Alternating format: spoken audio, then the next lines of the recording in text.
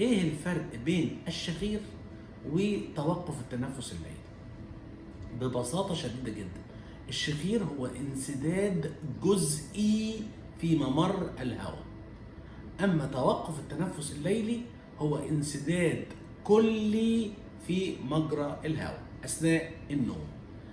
المريض اللي عنده انسداد توقف التنفس الليلي بيجي يقول لي يا دكتور أنا بصحى بالليل فجأة أحس إن نفسي رايح وآخد نفسي مرة واحدة، أو المدام عندي تهزني تقول لي اصحى اصحى، يتوقف التنفس.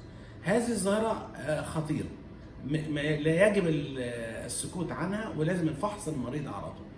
ليه؟ لأن بيحصل انطباق على الأنسجة في ممرات الهواء اللي شرحتها في الفيديو اللي فات.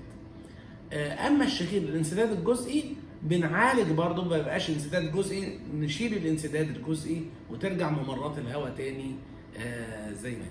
كل ده برضه بتقنية الراديو فريكونسي أو الكوبليشن، اسمين لشيء واحد اللي هي التردد الحراري. التردد الحراري أمان، ما يحرقش الأنسجة، سريع، مضمون، ما فيهوش أي أعراض جانبية.